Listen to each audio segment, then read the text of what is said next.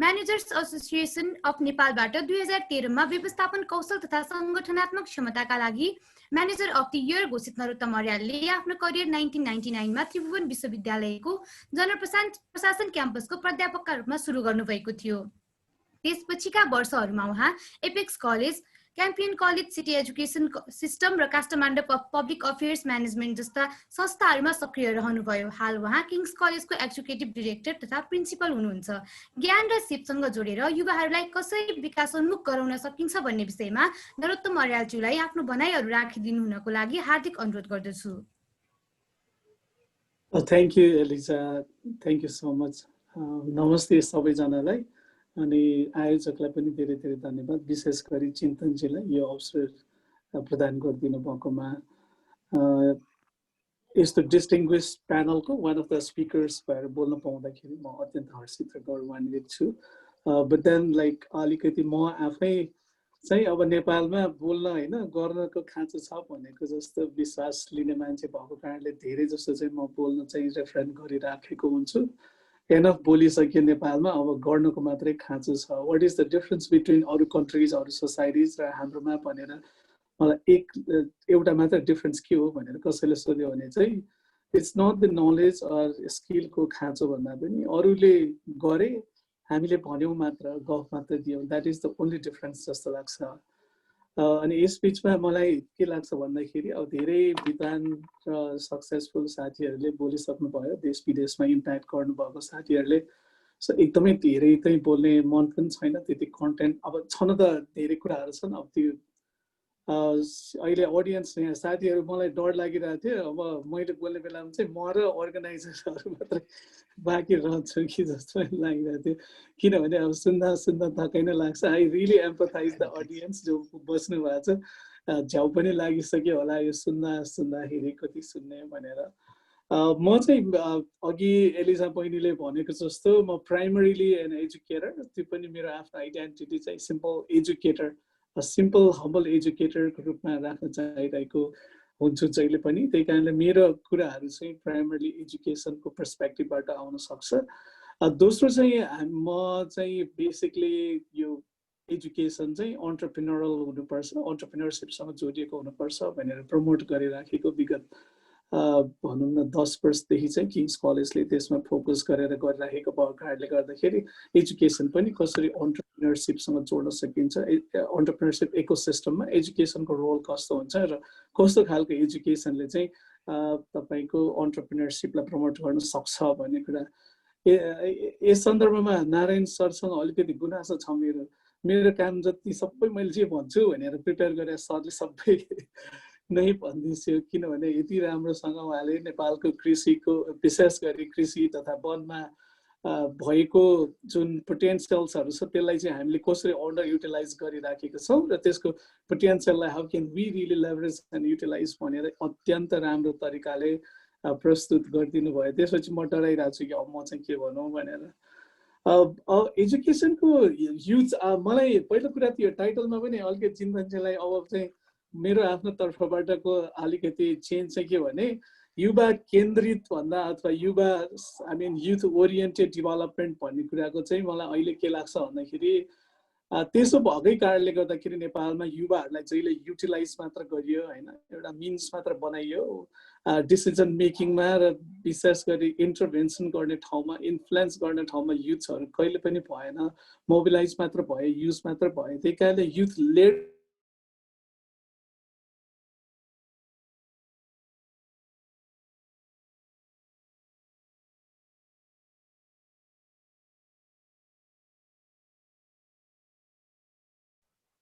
Sound के भयो, अलिकति sound expertise and knowledge and historical डेभलपमेन्टमा पनि। अनि तर म त्यस्तो जानकारी चाहिँ राख्दिनँ, तर सामान्य जानकारीको हिसाबले हेर्दा पनि हामीले जुन बेलामा हाम्रो एजुकेसनलाई कन्सेप्चुलाइज गर्यो, सोसाइटी चाहिँ यति धेरै डाइनामिक छ, अनि डिफ्रेन्ट फेजेसको डिफ्रेन्ट रिक्वायरमेन्ट्स, डिफ्रेन्ट च्यालेन्जेस र डिफ्रेन्ट निड्सहरू छ, तर हाम्रो एजुकेसन चाहिँ एकदमै धेरै स्टेटिक भयो जस्तो लाग्छ। त्यस कारणले गर्दा पनि युथ्सहरूसँग सबसे ठुलो यो 21st सेन्चुरीमा जहाँनिर हामी नलेज इकोनोमी भन्छौँ अहिले झन् विशेष गरी जहाँनिर सबसे ठुलो इन्फ्लुएन्स मान्छेको लाइफमा केले पार्दो रहेछ भनेर यसो हेर्दाखेरि अहिले education is the most influencing factor हाम्रो लाइफलाई सेप गर्ने कुराहरू जस्तो हाम्रो स्वर्णिम दाई अहिले नारायण सरहरू जुन ठाउँमा हुनुहुन्छ र जस्तो इम्प्याक्ट क्रिएट गर्नुहुन्छ किनभने त्यो एजुकेसनको अपर्च्युनिटी उहाँहरूले पाउनुभयो सिक गरेर पाउनुभयो होला अफकोर्स प्रोएक्टिभली अथवा कति अपर्च्युनिटी पाउनु भयो र त्यो कारणले आज त्यो लेभलमा उहाँहरू हुनुहुन्छ त्यस कारण प्रत्येक नेपालीले त्यस्तै अपर्च्युनिटी कसरी पाउन सक्छ त्यो क्वालिटी एजुकेसनको एक्सेस कसरी पाउन सक्छ भन्ने कुरा चाहिँ आई थिङ्क लाइक हामीले हेर्नु पर्दा चाहिँ त्यो स्टेटले चाहिँ त्यसरी हेर्न सक्नुपर्छ जस्तो लाग्छ होइन एकजना स्वर्णिम दाई अथवा एकजना नारायण दाई अथवा एकजना शिक्षितबाट होइन कि प्रत्येक नेपालीले सेम लेभलको इरेस्पेक्टिभ अफ जुम्लामा हुन्छ कि हुम्लामा हुन्छ कि काठमाडौँमा हुन्छ उसले एउटा बेसिक लेभलको क्वालिटी एजुकेसनको एक्सेस पाउनु उसको अधिकार हो र हाम्रो संविधानले पनि भनेको छ त्यो कुराहरूलाई होइन जब हामीसँग एजुकेसन हुन्छ भनौँ न आफूले संसारलाई चिन्न सक्छौँ र आफूले बाँच्ने आधारहरू क्रिएट गर्न सक्छौँ आफ्नो स्किल्स र नलेजको थ्रु अनि त्यस पछाडि मात्र त्यो युवा चाहिँ आफ्नो डिसिजन्सहरू आफैले लिन सक्न सक्षम पनि हुन सक्छ सो एजुकेसनले चाहिँ एम्पावर गर्नुपर्ने हो यसलाई प्राइमरी अब्जेक्टिभ भने चाहिँ हामीले प्रत्येक इन्डिभिजुअललाई कसरी उसको लाइफ आफूले कसरी लिड गर्ने भन्ने सोच्न र त्यो अगाडि बढाउनको लागि केपेबल बनाउनु पर्ने हो तर नेपालको एजुकेसनलाई अहिले प्रिडोमिनेन्टली कस्तो छ भने यो इन्डस्ट्रियल एरामा हामीले बढो गरेको एजुकेसन जहाँ चाहिँ प्राइमरीली स्ट्रक्चर हाइरार्की अर्डर अनि त्यसपछि भनौँ न memorizing writing the examination securing the good grades and जबमा कतै जाने भन्ने खालको त्यस कारणले डिग्री सेन्ट्रिक एक्जामिनेसन सेन्ट्रिक भयो लर्निङ सेन्ट्रिक र लर्नर सेन्ट्रिक भएन अनि त्यो कारणले गर्दाखेरि हाम्रो एजुकेसनले त्यो एम्पावर गर्नुपर्ने त्यो युथ्सलाई इकोनोमिक अपर्च्युनिटिज र अरू अपर्च्युनिटिज क्रिएट गर्नुपर्ने त्यो सकिराखेको छैन के भइरहेछ त्यही कारणले भन्दाखेरि हातमा डिग्री छ नलेज केही छैन स्किल केही छैन इम्प्याक्ट केही क्रिएट गर्न सक्दैन डिफरेन्स केही गर्न सक्दैन इम्प्याक्ट क्रिएट गर्न सकिराखेको छैन त्यस पछाडिको उसको परिणति भनेको चाहिँ के हुन्छ भने नेपालमा बस्यो भने बेरोजगार भएर गुनासो गरेर बस्नु पर्यो होइन त्यसपछि फ्रस्ट्रेटेड भएर ओर कोरिया जानु पर्यो अलि धेरै सक्नेहरू चाहिँ बाहिर माइग्रेट हुन्छ एकदमै भनौँ न हामीले 3-4 किसिमको युवाहरू देख्न सक्छौँ एकदमै हाई क्लासको एलिट स्कुल्सहरूमा पढेर अथवा एलिटलाई पनि छ नि इन टर्म्स अफ एजुकेसन त्यो संसारको बेस्ट युनिभर्सिटिजहरूमा अप्ट गर्न सक्ने अनि त्यस पछाडि त्यहीँ एजुकेटेड हुने त्यहीँ बस्ने त्यो एउटा एलिट सेक्सन छ अनि त्यसपछि मौका भनौँ न त्यस्तै मिलिहाल्यो भने नेपालमा पछि यसो फर्किने खालको युथ्सहरू छ अनि दोस्रो भनेको चाहिँ त्यो माइग्रेट हुने युथ्सहरू छ जो चाहिँ बाहिर सेटल हुने अनि त्यसपछि पढाइलाई भन्दा पनि त्यस पछाडि यहाँनिर अपर्च्युनिटी छैन बरु अलिकति खर्च गरेर अस्ट्रेलिया अमेरिका गएर ग्रिन कार्ड अप्लाई गरेर बस्ने भन्ने छ तेस्रो छ जो चाहिँ अपर्च्युनिटी त्यो पनि नसक्ने त्यही कारणले खाडी र कोरिया अनि त्यसपछि मलेसिया गएर काम गर्नुपर्ने चौथो जो यहाँनिर तपाईको यहीँ बसेर पनि फ्रस्ट्रेटेड छ पाँचौँ यहीँ बसेर नि केही गरिरहेको छ सो मेबी लाइक 5 किसिमका युवाहरू देख्न सकिएला त्यही कारणले हामीलाई सबसे बढी भन्ने चाहिएको हुने चाहिँ यहीँ बसेर पनि केही गर्न सकिराखेको युवाहरूको जमातलाई चाहिँ बढाउन सक्नुपर्छ जस्तो लाग्छ जति सङ्ख्यामा आज छ त्योभन्दा धेरै मल्टिप्लाई गर्न जरुरी छ किनभने त्यो नम्बर क्रिटिकल भयो भने मात्रै हामीले मिनिङफुल सक्छौँ र इम्प्याक्ट क्रिएट गर्न सक्छौँ जस्तो मलाई लाग्छ त्यसमा सबसे एजुकेसनकै ठुलो भूमिका हुन्छ मैले अघि भने एउटा बच्चा 2.5 वर्षको एजमा एजुकेसनमा छिरिसके पछाडि 30-35 वर्षसम्म चाहिँ एजुकेसनमै रहिरहेको छ भनेपछि उसलाई सेट गर्ने चाहिँ एजुकेसनले नै गरिराखेको हुन्छ उसलाई कस्तो केपेबल बनाउने कस्तो एटिट्युड दिने सोसाइटीप्रति कतिको रेस्पोन्सिबल बनाउने आफ्नो डिसिजन्सहरू लिन सक्ने कसरी बनाउने भन्ने चाहिँ दोस्रो पार्ट चाहिँ मलाई नेपालको एजुकेसनमा अहिले गर्नुपर्ने र हुन नसकेको जसमा चाहिँ म आई क्यान बरु हाम्रो सबै यहाँभन्दा अगाडि बोल्ने साथीहरूको कुराहरू स्पेसली हाम्रो नारायण सरको अनि त्यसपछि प्रमिला दिदीको त्यस पछाडि शिक्षितको अनि हाम्रो महावीर पुन दाईको होइन हजुरको नेपालको एजुकेसन चाहिँ मैले आफूले भनिराखेको चाहिँ कस्तो छ भनेदेखि 4 दिवारभित्र छेकिएको एजुकेसन छ टिचर्सहरू एकदम एक्सपर्ट किन भन्दाखेरि अरूले लेखेको बुकको भित्र कन्टेन्ट के छ भनेर थाहा छ अनि त्यसपछि विद्यार्थीहरू एक्सपर्ट किन हुन्छ भने त्यो टिचरले के भन्यो त्यो लेखेर सारेर एक्जाममा के आउँछ भन्ने थाहा छ कसरी लेख्ने भन्ने पनि थाहा छ अनि त्यही लेखेर राम्रो ग्रेड्स ल्याएपछि विद्यार्थीहरू पनि एक्सपर्ट भयो बट देन लाइक हाम्रो सोसाइटी हाम्रो कम्युनिटीमा जुन पोटेन्सियल अघि हजुरले नारायण सरले भन्नुभयो त्यस्तो हाम्रै वरिपरि छ नि त त्यो सो द्याट्स वाइ लाइक हामीले हुनुपर्ने चाहिँ के थियो भने कम्युनिटी एज द करिकुलम भनिन्छ एउटा प्रोग्रेसिभ एजुकेसनको फिलोसफीले के भन्छ भने community has the resources community has the wisdom community has its own technology so एजुकेसनले चाहिँ त्यो कम्युनिटीसँग क्लोजली इन्टरेक्ट गर्न सक्यो भने चाहिँ वी क्यान ब्रिङ द्याट करिकुलमको कम्युनिटीको सबै रिसोर्सेस नलेज टेक्नोलोजी विजडम भनौँ त्यो चाहिँ करिकुलममा ल्याउन सक्छौँ भने एजुकेसनमा जे डिस्कसन हुन्छ जे हामीले इनोभेट गर्छौँ जस्तो खालको सोल्युसन डेभलप गर्छौँ त्यो सोल्युसन चाहिँ लगेर हामीले कम्युनिटीको प्रब्लम जुन सोसियो इकोनोमिक च्यालेन्जेस हामीले भन्यौँ यत्रो रिसोर्सेसको बावजुद Nepal is full of resources हामीले भनिराख्नै परेन तर what is really lacking is the entrepreneurship जुन त्यसलाई ट्रान्सफर्म गरेर भन्छ नि त्यो साइन्सको भाषामा लेटेन्ट एनर्जीलाई काइनेटिक एनर्जीमा टर्न गर्नुपर्ने भनेको जस्तै त्यो रिसोर्सेस त आफैले त त्यसलाई हामीलाई रोजगारी सृजना गर्न सक्छ न हामीलाई तपाईँको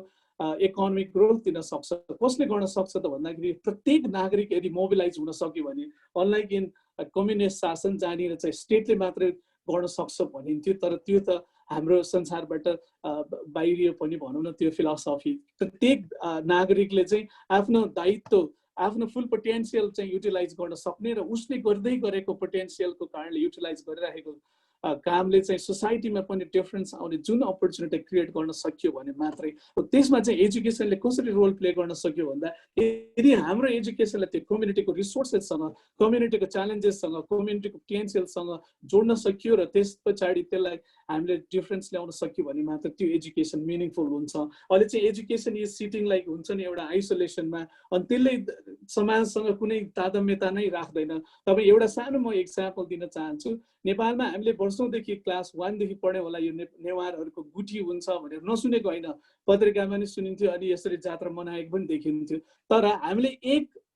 त्यो भन्दा भित्र छिर्ने कोसिस गरेन हाम्रो शिक्षाले त्यो गुठी बनेको के हो त्यो गुठी किन बन्यो त्यो गुठीले कस्तो खालको प्रब्लम्सहरु चाहिँ एड्रेस गरिरहेको रहेछ त्यो गुठीको म्यानेजमेन्ट कसरी हुँदो रहेछ भन्ने कुरा हामीले कहिले पनि न हाम्रो करिकुलमले सिकायो न हाम्रो विद्यार्थीलाई सिक्नलाई प्रेरित गरियो सिमिलरली नेपालमा यत्रो धेरै खतरा आर्किटेक्ट छ काठमाडौँमा यत्रो हेर्यो भनेदेखि यस्तो आर्किटेक्ट छ तर हाम्रो त्यो आर्किटेक्ट किन त्यस्तो भयो त नेपालको काठमाडौँमा अहिले यहाँहरुले हेर्नुभयो भने जुन मटेरियल्स चाहिँ हामीले अग्ली घर कङ्क्रिट सिटी कसरी बनायो भन्दाखेरि सिमेन्ट अर्काको टेक्नोलोजी सिमेन्ट पनि अर्काको त्यसपछि यो पनि रड पनि अर्काको यो पनि गरेर ठुलठुलो घर बनायो अनि त्यसपछि मार्बल ल्यायो त्यसपछि हाल्यो तर त्यसले के गर्यो भन्दाखेरि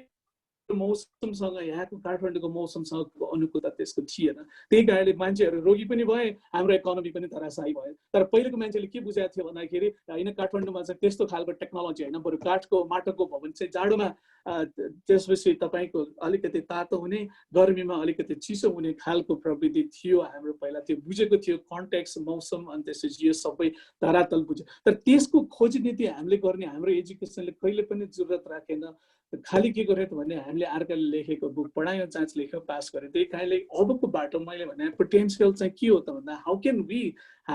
वी हुन्छ नि design our education in such a manner that translates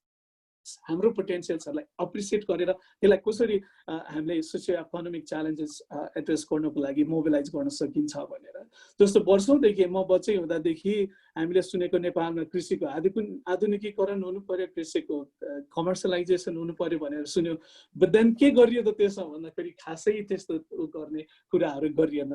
अघि सरले भन्नु भएको दैट इज द डिफरेन्स हामीले गफ गर्यौं योजनाको यत्रो डकुमेन्ट बनायौं तर त्यसको काम गरेनौं हामी लेख्न र बोल्न एकदमै धेरै सिपालु छौं आज चाहिएको गर्नको लागि so we have to be ready to get our hands dirty यो माउथ मात्रै डर्टी बनाएर भएन कि ह्यान्ड्स डर्टी बनाउनु पर्यो अनि मात्रै डिफरेन्स आउन सक्छ म कहिलेकाहीँ अत्यन्त म म्यानेजमेन्टको स्टुडेन्ट भएर कहिलेकाहीँ साह्रै ताजुब हुने कुरा चाहिँ के छ भने यत्रो हामी संसार हल्लाउने गफ गर्छौं हैन त्यसपछि तर एउटा काठमाडौँलाई जोड्ने एउटा विशेष हाइवे छ 9 देखि यहाँसम्म आउने बाटो बनाउन नसक्ने हाम्रो कस्तो म्यानेजमेन्ट रहेछ हाम्रो कस्तो स्टेट रहेछ एउटको सडकको खाल्टा पुग्न नसक्ने हाम्रो कस्तो म्यानेजमेन्ट रहेछ काठमाडौँ म्युनिसिपालिटीसँग 15 अर्बको बजेट हुँदो रहेछ कुरा कति ठुलो ठुलो सुनिन्छ तर एउटा सडकको खाल्टो एउटा सडकको बत्ती हाल्न सक्ने 21st सेन्चुरीको आज 2020 सालमा 21 साल हुन लाग्ने बेलामा कुरा गर्दाखेरि सडकमा बत्ती छैन भन्नुपर्ने स्थिति अनि त्यस पछाडि हामी वी टक अबाउट हाम्रो बुद्धको देश हामी सगरमाथाको देश सो मेरो भनाइ चाहिँ के भने हाम्रो फेरि पनि जोड्छु हाम्रो साथीहरू युवा साथीहरू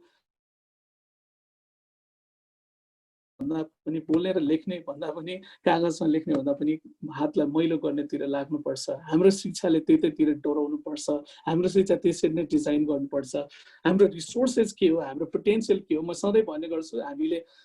बिजनेस पनि पढाउँदाखेरि 4 P's अफ मार्केटिङ पढाएर doesn't make any sense for Nepal unless and until we teach हाम्रो नेपालको खोलालाई कसरी युटिलाइज गर्ने हाम्रो त्यही अघि सरले भन्नुभयो असुरोलाई कसरी युटिलाइज गर्ने हाम्रो तपाईको मकैलाई कसरी युटिलाइज गर्ने हाम्रो धानलाई कसरी युटिलाइज गर्ने त्यो मकैबाट हामीले अर्काको चाहिँ 75 रुपैयाँ यत्रो सानो कपको कपकर्न भनेर किन्छौँ अनि बेबी कर्न भनेर 5 स्टार होटलमा तर सबै इम्पोर्टेड सामान बेच्छौँ भने त्यो मकैलाई हामीले भुटेको मकैलाई हामीले मात्र के जान्यौँ भने मकैलाई हामीले ढेँडो बनाउन जान्यौँ हामीले मकै पोलेर खान जान्यौँ हामीले त्यसपछि त्यसलाई भ्यालु एड गर्ने त्यसकारणले हामीले ट्रान्सफर्मेटिभ इन्डस्ट्रिजहरू त्यो भ्यालु एडेड इन्डस्ट्रिज र स्किल्सहरू चाहिएको छ हाई क्वालिटीको स्किल्सहरू चाहिएको छ यस सन्दर्भमा मैले सधैँ अलिकति एम्फसाइज गरिरहेको चाहिँ यो अर्बन र रुरल डिभाइड जुन छ र युथहरूको पनि हामी कहाँ इन्ट्रेस्टिङले के छ भने जो अर्बनाइट्सहरू छ काठमाडौँमा पढ्छ अङ्ग्रेजी बोल्छ राम्रो लाउन जान्दछ त्यो चाहिँ मैले रित्तो भाँडो भन्ने गरेको छु जो चाहिँ बाहिरबाट देख्दाखेरि एकदमै राम्रो देख्छ हैन तर भित्र केही नै छैन न नेपाल चिनिएको छ न नेपालको रिसोर्सेस थाहा छ न नेपालको भनौँ न इतिहास थाहा छ न जियोग्राफी थाहा छ न यहाँको प्राइड थाहा छ न पोटेन्सियल थाहा छ हैन अनि त्यस पछाडि तर गफ एकदमै राम्रो गर्छ हैन अङ्ग्रेजी बोल्छ अर्को एउटा बिचरा गाउँमा छ जसले चाहिँ राम्रो बुझाएको छ त्यो कुराहरू साँच्चीकै उसले गाउँको टेक्नोलोजी बुझाएको छ गाउँको प्रडक्ट बुझाएको छ गाउँको पोटेन्सियल बुझाएको छ तर उसलाई के थाहा छैन भने खालि त्यो बनाउन मात्रै आयो के बनाउनु मात्र इम्पोर्टेन्ट होइन शिक्षितकै भनाइ चाहिँ कोट गर्नु पर्दा शिक्षितले सधैँ भन्ने गरिरहेको थिए एउटा बर्गर बनाउन सायद हामी सबैले मेकडोनल्ड्स भन्दा बढी राम्रो बनाउँछ होला तर एउटा बर्गर बनाउन जान्नुको मतलब म मेकडोनल्ड होइन नि त त्यसकारणले त्यो बनाउनु र त्यसलाई कमर्सियल अघि नारायण सरले धेरै कमर्सियलाइजेसनको कुरा गर्नु I am a big fan of that त्यही कारणले नेपालको एग्रिकल्चरलाई ट्रान्सफर्म गर्ने भने त्यो हामीले टर्सरी र सेकेन्डरी इन्डस्ट्रिजहरू डेभलप गर्ने त्यो भ्यालु चेन डेभलप गर्ने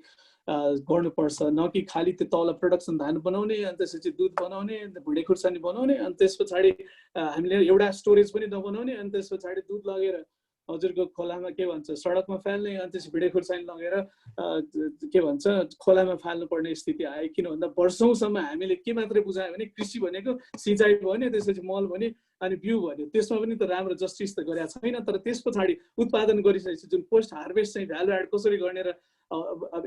हाई भ्यालु कर्भ्स भनेर जुन सरले अघि देखाउनु पनि भयो बाहिर त्यत्रो धेरै पोटेन्सियल्सहरू छ भने कसरी त्यसलाई प्रमोट गर्ने भन्नेतिर गरेन त्यसकारणले हाम्रो एजुकेसनले त्यतातिर प्रमोट गर्नुपर्छ र हाम्रो युथ्सहरूलाई त्यतातिर लगाउन सक्नुपर्छ कृषि किन ट्रान्सफर्म भएन भन्दा वान अफ द रिजन्स चाहिँ कृषिलाई ग्ल्यामराइजै गरेन कि कृषि भनेको हाम्रो बाआमाले चप्पल नलाइकन धोती फाटेको धोती अनि फाटेको अनि कृषि भन्ने बित्तिकै एउटा कृषकको फोटो खिच त हामी बनाऊ त भनेर स्केच बनाऊ त भनेर हाम्रो स्टुडेन्ट्सहरूलाई भन्यो भने कस्तो बनाउला भने त्यही धोती लाएको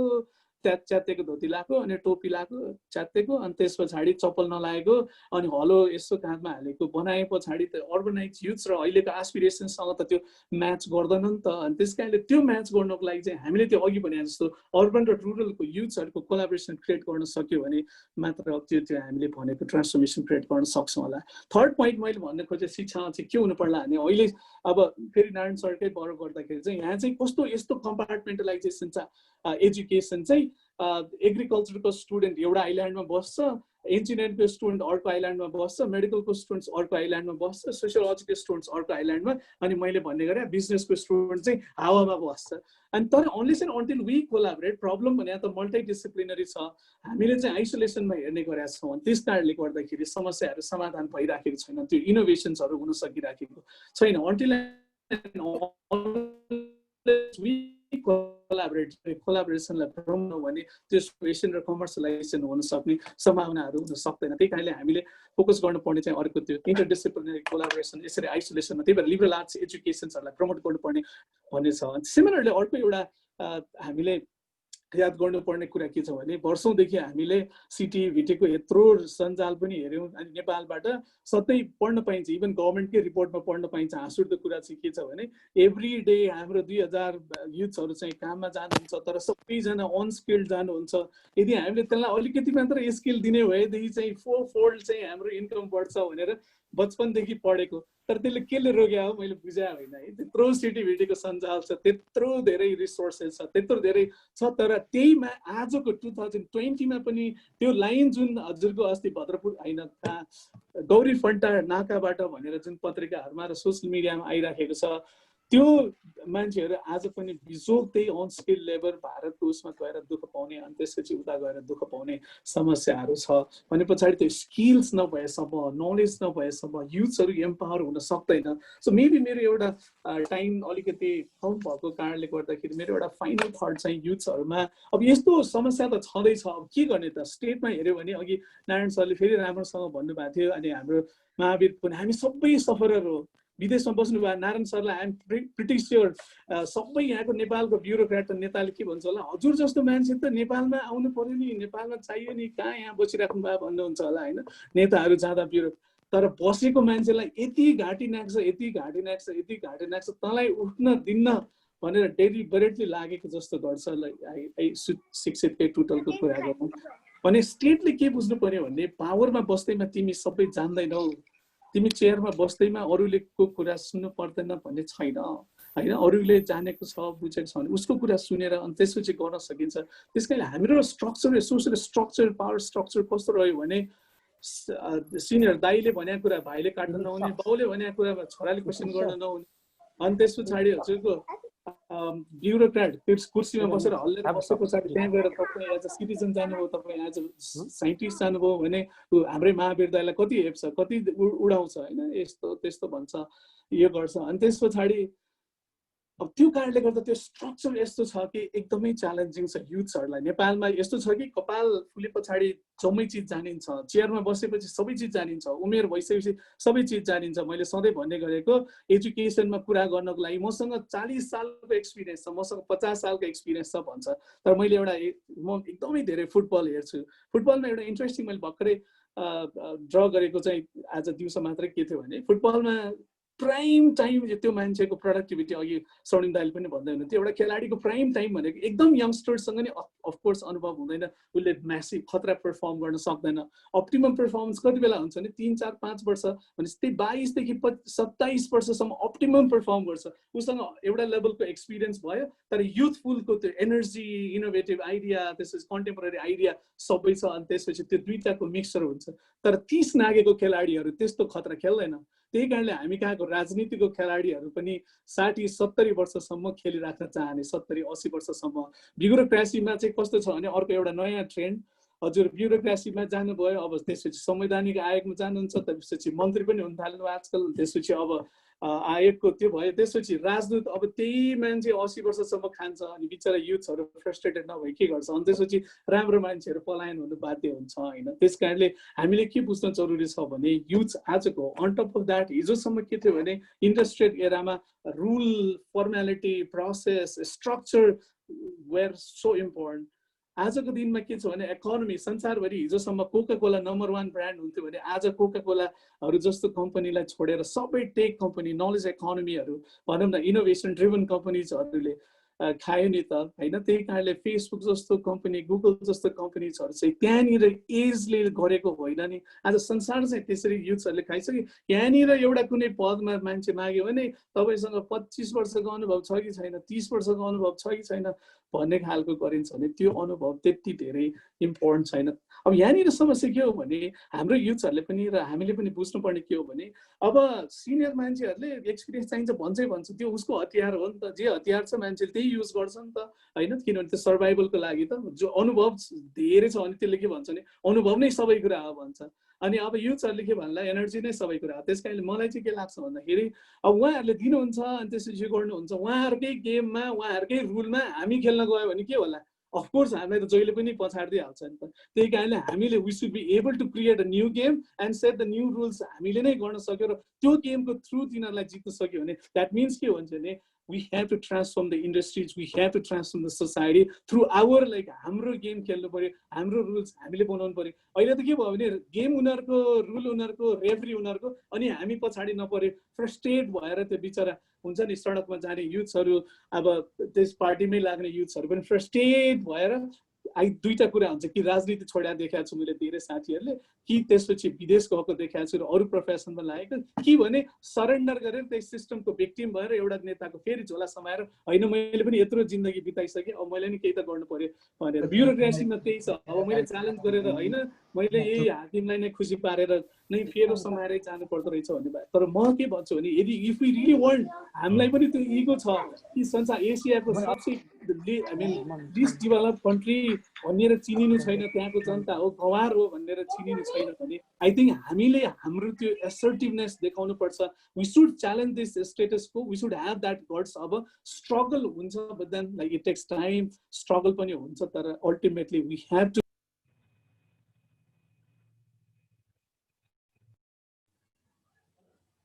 म्युट भयो एकचोटि हेर्नु पर्यो। म्युट भयो। इनोभेसन ड्रिभन कम्पनीजहरू खडा गरेका छौँ। सो युथ्सहरूले आफ्नै एउटा अघि मलाई खुसी लाग्यो हाम्रो प्रमिला दिदीले भन्नुभएको थियो हाम्रो आफ्नो पनि एउटा युनिटी चाहिन्छ, कम्युनिटी चाहिन्छ सो द्याट हाम्रो भोइसहरू के भन्छ it will be heard. So त्यो कोलाबोरेसन गर्दै आफूले गरेको कुराहरू चाहिँ अगाडि बढाउँदै च्यालेन्ज गर्दै, तर च्यालेन्ज भने उनीहरूलाई डिसरेस्पेक्ट भने होइन, आइडियामा च्यालेन्ज गरे हो, मान्छेलाई च्यालेन्ज गरेको होइन।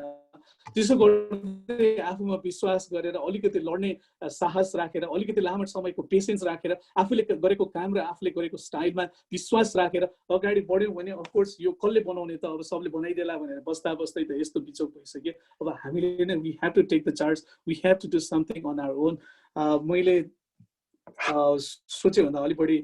लामो नै बोले जस्तो लाग्यो, sorry for that. So with that note I really wish you all the good luck सबै युथ्सहरूलाई जसले चाहिँ विशेष गरी फेसबुक लाइभमा हेरिराख्नु भयो होला। यहाँ चाहिँ कति धेरै साथीहरू अहिले 35 हुनुहुँदो रहेछ। सो सबै साथीहरूलाई अल द बेस्ट भन्न चाहन्छु र thank you so much for this wonderful opportunity to speak about this youth agenda. Thank you so much, Chintanji. Once again, thank you. Have a great day.